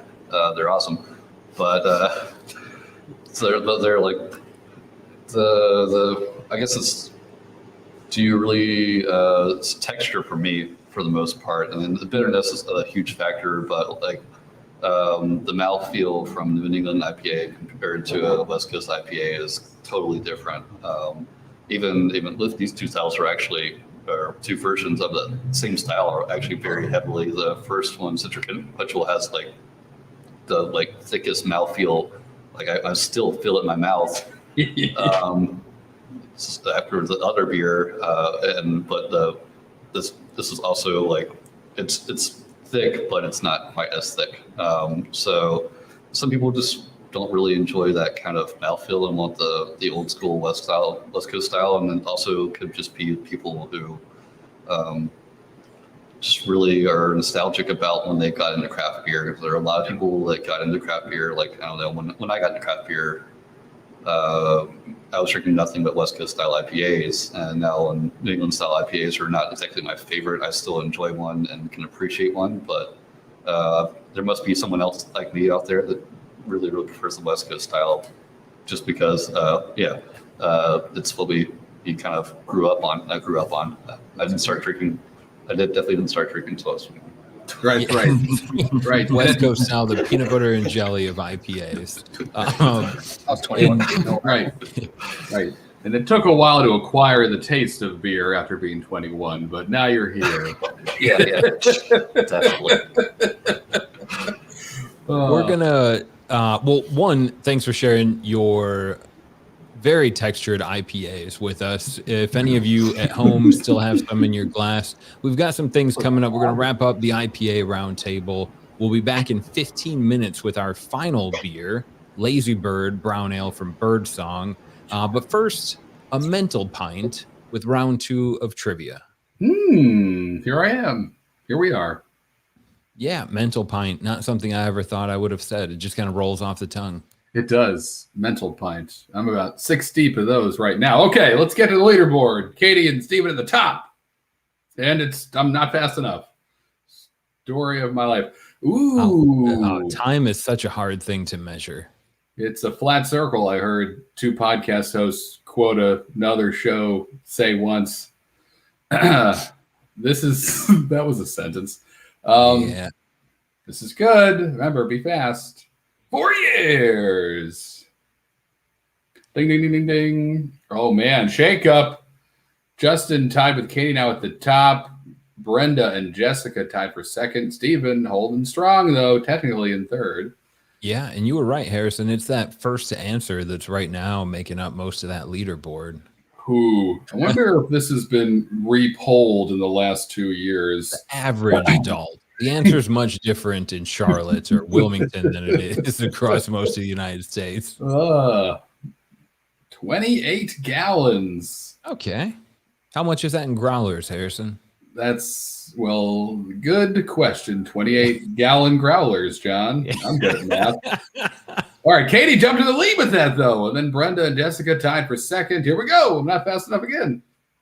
I loved this. This was hilarious, and I couldn't stop laughing, but I'm a professional. So if Resident Culture wasn't a brewery, they would be a successful Instagram t-shirt brand. Yes, or just like a place to, like a museum. Is that what it's called? Look at art on the walls. Leroy. Yeah, kind of like a museum or a school bathroom. Chicken Man was a good guess. Yeah. Katie's moving. Look, this is a battle for the top. This shook up the whole board. Holy cow. How many breweries are in North Carolina for the NC Craft Breweries Killed? Today. I can tell it's a lot more than it was 5 years ago. When I got here, it was really cool. This is whatever answer you pick, it's pretty impressive for North Carolina. More than 350. Love it. That's just in Noda in Charlotte too. That's no right. Keep them coming. All right, Katie's making moves. I'll let you was first to answer that one again. Jessica in second, Justin in third. Here we go. Ooh. Trope's real name is Chris? Not important. Not the question, John. This is pretty cool. When I was back working in Lowe's Foods Beer Den, I would get a lot of people that would come in asking for beers that you'd heard of, right? Like you said, Citriquential. And people would ask for Pliny the Elder all the time. All the time. It was just sitting on the shelf. Building a wish list. All right, Katie's still moving. Jessica and Justin, second and third. Brenda and Ken. Ken's back. He was up in round 1, making moves in round 2. Are we in round 2? This is it. Bonus question. I love this. This is fun. I think we can all get behind this mantra. Definitely. Free the chickens, free the cows, free the sheep. They do a new one every month. That's right. It's all about freeing the farm animals. Honestly, That's not a bad move either. Yeah, right, sure. The more free range, the better. Just watch out where you drive. Where your weird is welcome. I can get behind that. All right, so Katie is firmly in first place right now, followed by Jessica and then Justin. But Brenda and Sarah are right behind them. As always, it's still anybody's game, which really is the case every time we do one of these trivias. Yeah, no Christian McCaffrey's out there yet, but it does seem like it's Katie's to lose at this point. We got one more round coming up. What's next, Harrison? What is next? I believe we have a video from Birdsong, and then we have a final round table, and then a final round of trivia. Stay tuned for a number of minutes, undetermined, and we'll be back. Hey everyone, Jordan here in Charlotte, North Carolina. I'm at Birdsong Brewing Company with Chris Goulet, who's the managing partner here at Birdsong. And you guys have been around for how long? This is our 10th year. Actually, our 10-year anniversary is coming up early December. Awesome. Well, tell me a little bit about Birdsong and the history, where you started, where you are now, and we'll kind of go from there. Yeah, so we've always been on North Davidson Street. We started in 2011. Basically just a group of friends. I had kind of stumbled across Connor Robinson, who was at the time 22 years old and homebrewing. And Charlotte really, believe it or not, back then had virtually no breweries. I know that seems crazy now, but at the time, literally there was one brewery making traditional German styles, and that was it. You know, for a city of 800,000 people, it was pretty unheard of. So I had kind of lucked into meeting Connor and realized he was an amazing home brewer, and just kind of went around, found some friends, and we figured out how to pull together enough money to kind of bootstrap the start of it. And so that was 2315 North Davidson was our original spot. Luckily, people found us somehow. We, again, more Birdsong luck. We ended up, without having any idea, being directly across the street from Noda Brewing. And we sort of made fast friends, and we actually co-shipped our equipment, and we helped each other out. We actually have a collab coming up with them soon. That's awesome. Because we're both going to be 10 this year. Yeah. And so that kind of helped. Customers were able to kind of, park in one spot and check out two breweries, which, again, these days seems kind of normal, right? But go back to 2011, 2012, like, you couldn't do that anywhere.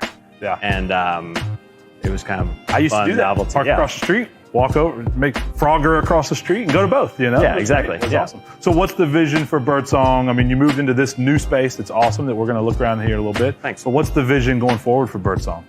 It's definitely common in the industry now, but when we started, we were draft only. Luckily for us, the demand was a lot more than that. So we moved into canning when we moved into this facility.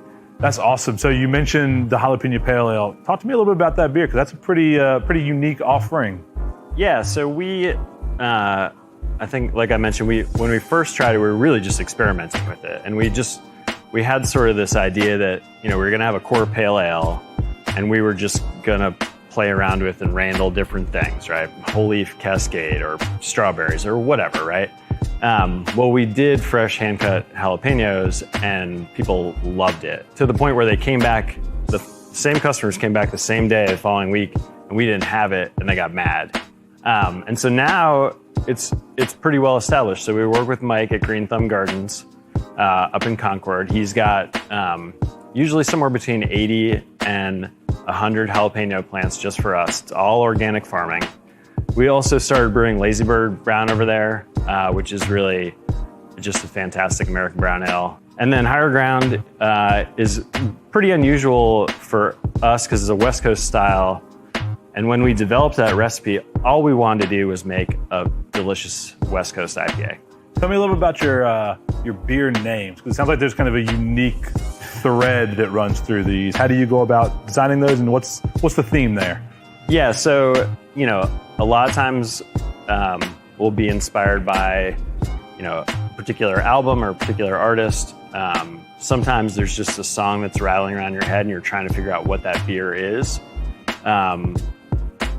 and it goes the opposite way, right? So sometimes you have an amazing recipe and you don't know what you want to call it, right? But it turned out to be a lot of fun to kind of draw on some of those inspirations to either design the beer itself, or how that can looks, or just kind of how we present it.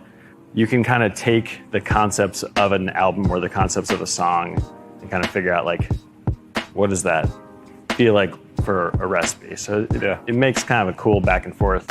What is it about Birdsong that makes you all unique here in Charlotte? And tell me a little bit about your thoughts on the Charlotte beer scene in general, because as you said, it's kind of a burgeoning, almost mecca of beer in the South. Yeah, I mean, and it's great, the whole state really, you could say, like North Carolina is really kind of leading the Southeast in great craft beer. Our goal is really to be part of the community and kind of be as sustainable in our business practices as we can. We're still the only solar powered brewery in town, which I don't know, because it works great. Like the numbers make sense. So it's strange to me that nobody else has done it. We do, lots of different, we do things like donate our spent grain that folks like to do, compost our spent yeast and hops. We have I think it's fun. It's kind of dorky, but we actually generate our own compressed N2 on site, so we can eliminate a lot of CO2 use. So nitrogen isn't a greenhouse gas, right? And you can actually just create it out of the atmosphere with the right set of filters. But yeah, sustainability, community involvement, try to keep everybody who works here engaged and happy. We try to do lots of fun outings, and you get to take home beer with you, which is always nice. Yeah. We've got a fun atmosphere here, really cool tap room. Thanks. So people should come check out Birdsong Brewing Company when you're here in Charlotte. Let's get back to the beer.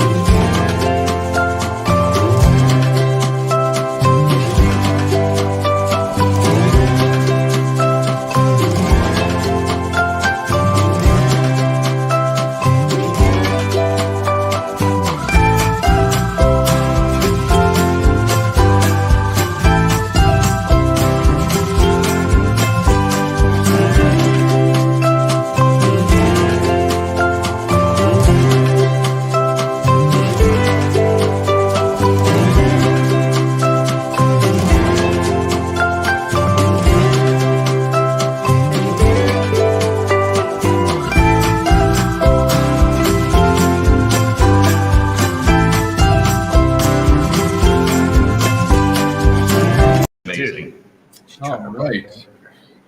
And we're back. That's how it happens. We're back. This little dance of screens we do. Final beer of the night, everybody. All right, we got Lazy Bird, brown ale in our glass. There's an old saying, the early bird gets the worm, but the lazy bird also gets the worm. There are lots of worms. There's no worm shortage. I think I'm paraphrasing. I don't care about worms. I care about brown ales. This is delicious. Let's talk about it. So you guys describe it as an American brown ale. It's got some nice IBU-age, as I say.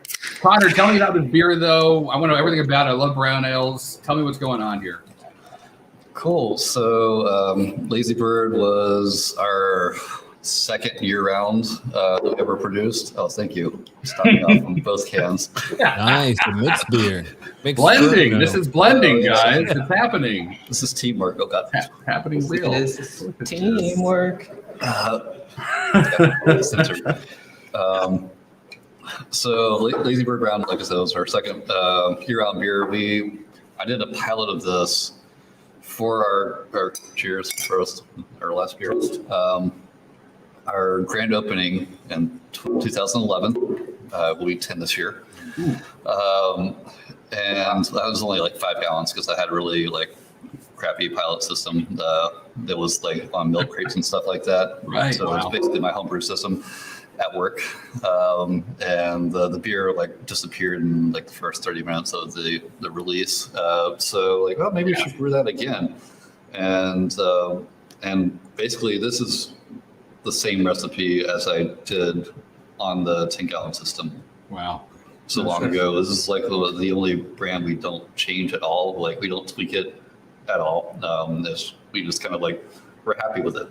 It's an American brown ale. American brown ale compared to like an English brown ale is a little bit more hop forward, and we kind of like it that way. This one has a decent amount of Cascade in it. Cascade's our favorite hop because we're old people. We don't use the sexy hops like Citra all that often. I don't have a Citra contract yet. If you want some, let me know. Yeah, I will. I have too much. I mean, I love Citra as well, but yeah, we just love Cascade a lot. And it's our driving hop and higher ground as well. It's our flagship IPA.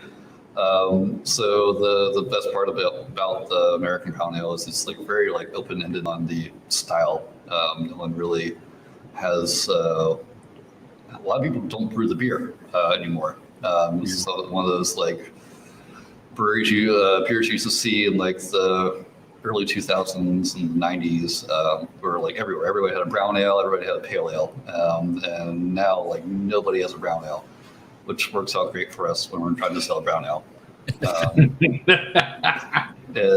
But we put a decent amount of chocolate malt and roast, 60 caramel 60 malt, so it kind of gives us like Beautiful.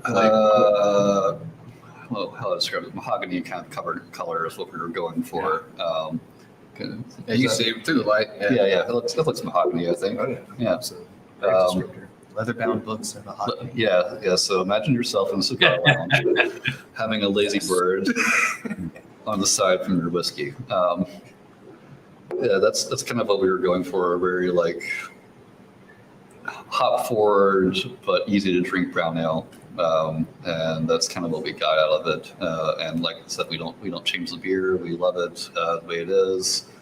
It's probably actually the most two-style beer we brew. So we use a lot of random stuff in our beer, like jalapenos. Yes. I like the whole thing without dropping jalapeno.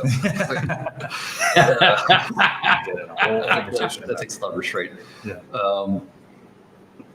So like whenever we enter this into competitions, it usually medals the best of anything else we brew. And like for the most part, I don't care about medals. Like they're nice, but you know, people enjoy the beer. That's what's most important to us. So I feel like most breweries would pretty much agree to that. Like people are enjoying your beer, they're drinking it, they're not saying it's bad, then keep brewing it. But this one happens to be both. So it's also my post-run beer. What is this like? How does this beer sell in your portfolio? Like, where does it fall? It's somewhere in like the third, fourth round. I mean, we have Jalapeno as our flagship kind of right now, and Rewind's competing a bit for that. And we don't package higher ground, so that's a little bit limiting other than kicks. But like it has like that niche market where most breweries will have someone in their tap room at all times, or like doesn't matter if it's 95 degrees out in the middle of summer, they want the dark beer. Like, what do you have that's dark? Like, well, you got a brown ale, and that satisfies a lot of people. Some people are like, that's not dark enough. I want to stay. It's too mahogany. Yeah, it's too mahogany. Sorry. Yeah, but. Yeah, it has like its own niche spot, and because people don't brew that style as much anymore, I don't know when the revolution will come back when browns are vogue again. I'm gonna hold my breath for the next like 5 years probably. I don't know. People are brewing pale ales again, so that's pretty cool. I haven't seen a pale ale on tap in like 6 years, and I went to somewhere local, and they had a pale ale, they had multiple pale ales on tap. I'm like, whoa, Yeah. what year is this? 2012, baby. 2012 again? It's happening. It's awesome. Happening. I was a lot less stressed out. It's all a cycle. Right. This beer is delicious. The chocolate on it, chocolate notes, toffee, coffee. I mean, I feel like I'm winning right now. Is Yeah. Sorry, I've been talking. it's It's good incredible. and generous pour. You filled it up. Yeah, it's great.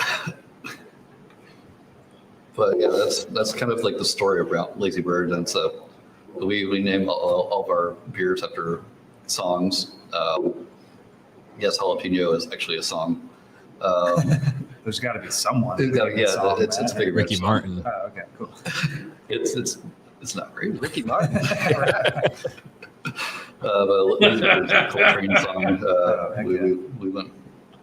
I don't know who actually. I think Tara named this. She liked Coltrane a lot, so Nice. I get to name some. I named Rewind. Rewind's not a song name, but it has like a musical theme. So we got that going. Y'all have the best delivery truck van in the state, I swear. If anyone's ever seen the giant tape on the side of their delivery van, Rewind van's dope. it's awesome. And we need to get We just have white We just sprinters. have a white van. Yeah. Wrapping your vehicle is really nice advertisement. I mean, it obviously costs money, but people see it. Yeah, it's smart. I don't know why we haven't done it yet. I love the Rewind van. We had the jalapeno van, but that one got totaled. So sad day. Yeah. But yeah, the Rewind van remains strong. If I could pull out my phone right now, I'd show you an awesome picture I have from about a year ago on Davidson Street, right next to the Nice's spot. And it was a Nice truck. If anyone knows what Nice's is, you know what I'm talking about. It was a Rewind and Nice's truck. And all I wanted was a liver mush sandwich and a Rewind lager. And if you know what liver mush is, then you really know what I'm talking about. All mustard, no grape jelly. Oh yeah, screw that. Yeah. Especially the people that mix the I'm mustard. very adamant about that. You have some strong opinions on that? I mean, Salisbury's right down the road. They come down here with torches if we said something different. I know y'all are in the eastern part of the state, but got to throw some love to Salisbury. We're fortunate to see Nice's thanks to Lowe's Foods. Huge fan. It's a nostalgic, comfy, warm spot. And since we're drinking a brown ale, the hazy IPAs, I always have difficulty pairing those with something to eat. With a brown ale, I feel like it's a pleasure to pair this with something to eat. Maybe it's just because I'm hungry all the time. But do you guys like? Connor, you said this is your post-run drink. Bravo for running and going to a brown ale afterwards. What would be like? Is there an ideal or something that you think of when you're drinking a brown ale that makes you think like these are made to? I know your answer, Trip, but these are like a match made in heaven when you're drinking something kind of like chocolatey like this. This is actually like a pizza beer. We sell this along with pizza places a lot, and especially like the Intermezzos, like up the street from us, and they always have Lazy Bird on, and I will always have a Lazy Bird with a pizza when I'm there, and it's just I don't know, it's like especially like a wood-fired oven, so you get like that smokiness that goes really really well with that chocolate character. And also it's just light enough where it's a kind of fight anything. That's the tricky part about beer pairing is like what's going along with it and not fighting the flavors. And that's what makes IPAs really hard to pair with food for the most part is like they fight a lot of things because they are so flavorful. They'll go through a lot of pains to make those things super flavorful. Like the two hazies we had earlier were so flavorful that I would have a hard time probably pairing that with anything, but I'll just drink the beer by itself and I'll be fine. There's calories in there. There's calories there too. Yeah. Right. They should make that on post-run beer. Yeah, liquid bread. Liquid bread. Well, I grew up after I was 21, stealing Newcastle Brown ales out of my dad's fridge. Was there a beer that inspired this, or a couple of beers that maybe inspired this beer? We talked about growing up on West Coast IPAs, all that stuff too. Were there a few like American brown ales that you were kind of building this around, or ones that you've loved as you were discovering beer too? That you were like, one day I will build a beer like this, or is it more just like I want to make a classic American brown? Let's do it. I don't know if I really had like a true inspiration for this. The guy I homebrewed with before I started brewing professionally, he went to Montana, and some of you guys will probably know where I'm going with this. Yes, a very very famous brown ale in Montana called Moose Roll, and we had like the idea of trying to like clone that beer a long time ago. I don't know how close we got because I never actually had the beer. So it was kind of like a little bit of that plus Brooklyn Brown was like a beer I drink a lot. Sure. Yes. A long time ago in this galaxy. So I think those were kind of my inspirations for it, but I really couldn't tell you. That was 10 years ago, dude. That's a lot of years ago. Yeah, that's right. I don't remember what I had for breakfast. Yeah, you don't remember your breakfast. What I guess I could ask your contemporaries. I know Heist one time made a beer with a brown ale called with hazelnut and vanilla, Global Happiness, and Resident Culture. You guys as well. Something about Heroes and Cowboys with maple syrup. Is there something about a brown ale that really lends itself to, delicious ingredients? Yeah, I think so. Stylistically, it's a pretty light mouthfeel, and so with that, you can put copious amounts of it in your mouth, and with the nice chocolate, roasty notes, toffee, coffees that you traditionally see with it. It's just a nice mouth experience from flavor. So it's just always fun. Mouth experience. Mouth experience is a great beer name. But no, it's just tried and true. Been here for a while. It's my favorite beer I've had so far today. So Same. we opened two of them. So I know. Well, three technically. Three guys. Yeah, between the three of us. So we've all had a pint, I think. Or Not yet, but soon. Further along. Sorry, we're sponsored by Uber. We're good. Not sponsored by Uber. We'll cut that out. We'll cut that out of the final. Can we? Wait, this is live. Is this live? Live! It's technically live, but yeah, okay. Sponsored by Uber covers everyone. And for everyone watching at home, they're already home. So you might be running to the cupboard later to grab a pizza or whatever version of that you can find in the cupboard. You can do a frozen pizza. I'm not judging anybody for frozen pizza. I eat frozen pizza all the time. What's the really good one? The Tostinos? Tostinos? Is that your like go-to? Hand pizzas, yeah. I really like I go to Aldi, so they have like the really, really big ones that are like $4. Perfect. Tony's. Tony's? Yeah. Tombstone, yeah. Oh, what do you got? Like a crust enthusiast? Like the Whole Foods, whatever the Whole Foods one is, the 365, whatever the hell. I usually like the ones that you can get at Lowe's Foods. Lowe's Foods. Good man, Trip. Good man. Lowe's Foods not only has all the pizza that you're talking about, but they make their own pies. You get them right in the deli, and they'll even heat them up for you. I live in Belmont. Yeah. The Belmont neighborhood of Charlotte? No, Belmont, North Carolina, like outside of Gaston County. Represent. I grew up in Clemens, so like Lowe's was my grocery store for like my entire adolescent childhood, like literally until I was 18 years old. Like I came down to Charlotte, and I was like, well, where's there a Lowe's? And they're like, there's not one. Like, what's this Harris Teeter stuff? Don't get me. Never heard of it. Right. I do appreciate all the work that Lowe's has been doing with us. With the pandemic and everything, I know you guys know it was extremely difficult when tap rooms closed down, and just had all of our accounts that sold our beer to go. It was a hard year, so anybody that was able to stay open and serve beers always can have a drink with me. So. And cheers to that, and cheers to you guys for having mathematically at least a couple of pints with us at this point. Tropes, Trip, Connor, thanks for making sure that none of your accidental experimental beer leaves the brew house and you're only sending good stuff out for us folks to consume. I think that's something that I never really think about with brewers. You're just making beer all the time, but you're also saving me from a lot of the mistakes that I would make. So thank you for that, for sharing your experience with us and your beer.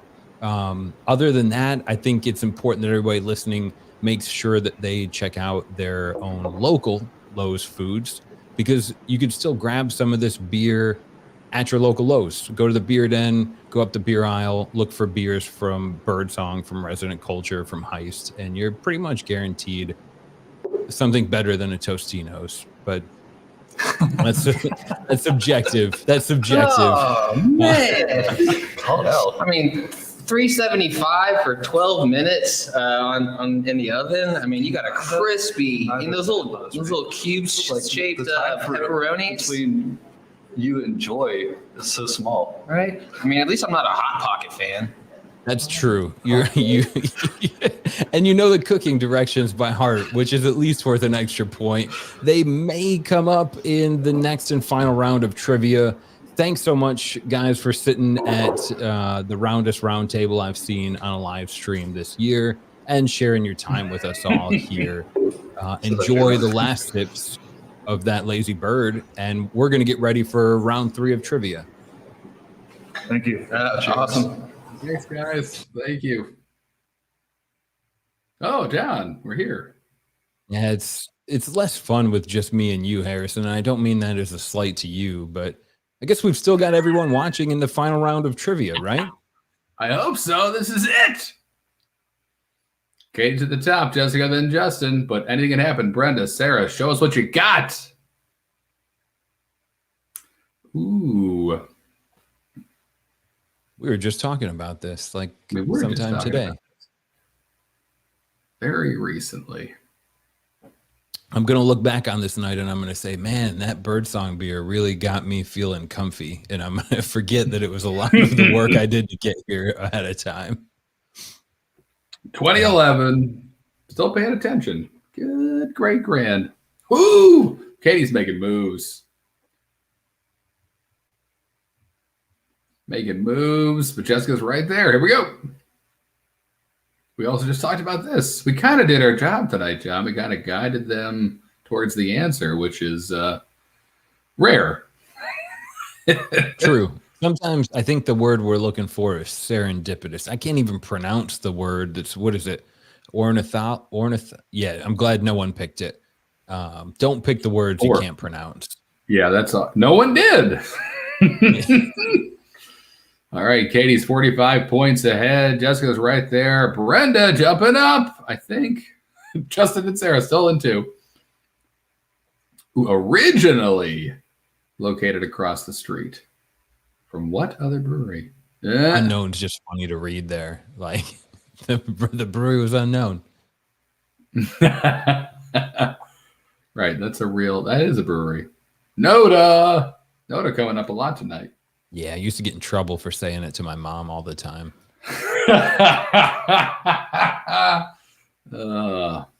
That'll say how old I am. No, duh. Oh, gosh. No.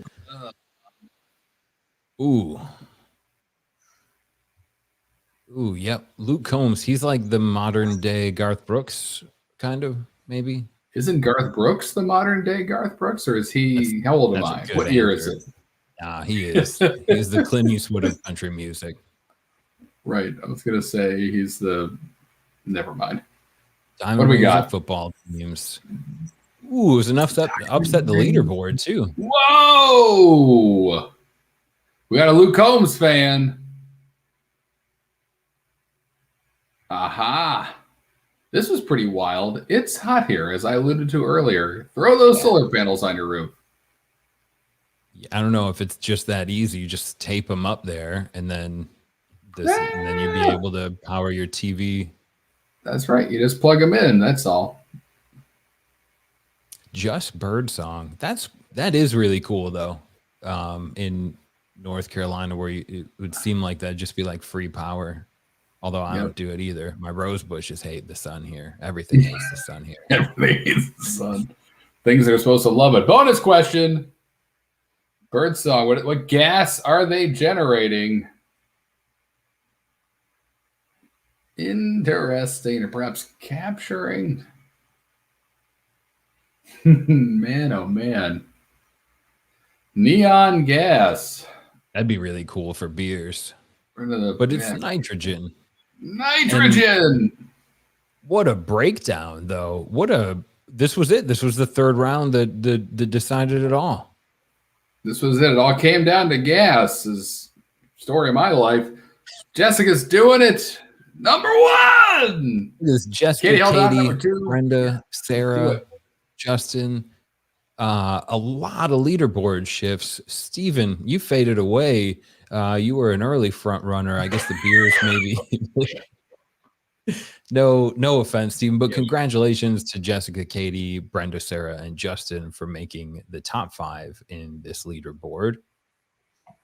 And effectively, everybody wins. Even if you only saw your name up here for a fleeting moment or not at all, like myself, everybody wins. We got to drink along with some amazing beers, and the team and staff and representatives from the breweries that make them on this beautiful Saturday afternoon. Even in Eastern Carolina, it's cool enough where you don't sweat just going outside. But the grand prize winner, you're the person that's going to get your next beer hunting box free of charge. Check your email from Lowe's Foods.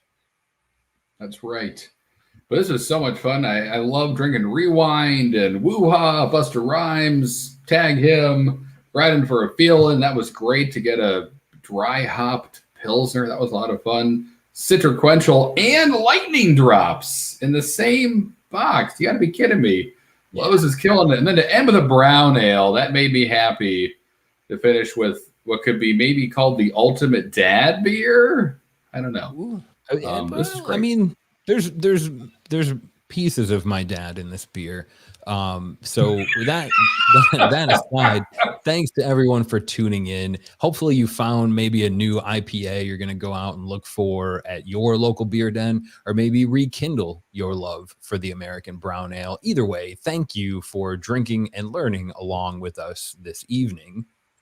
Yes, and thank you to everybody at Heist for hosting us. Beautiful tap room. So cool to just take a peek in that tonight. And thank you, of course, Resident Culture, Birdsong, for coming down and being a part of this event. Absolutely. Huge shout out to Lowe's Foods for putting this together again for us. There are still some of these boxes available. If you want to grab a box full of Charlotte's finest beer, go to your local Lowe's Foods. You get to drink all of these again and enjoy some of those cashews as well. That's right. And we would love to hear back from you guys and what you like about this event, how we can improve for the next one. You can scan this QR code on the screen and fill out a quick survey about your experience. It'll only take a few minutes, and we really value that feedback. And save the date. The next virtual beer hunting is going to showcase some of Wilmington, North Carolina. I live there. You live there, John. Hot here. Yeah. Our finest beers. I know it's hot, but it won't be on October 23rd. That's a Saturday, October 23rd. We're going to Wilmington. Everybody, we're coming into my office. No, we're not. We're staying at home. Air down the Rush poster. That's right. No, don't touch the Rush poster. No one touches the Rush poster. Thanks again, everyone, for drinking along with us and helping support the Carolinas' great brewers and groceries. I guess other than that, anything else, Harrison? Yes. That's it. Give big cheers, everybody at home. Have a great night. Cheers.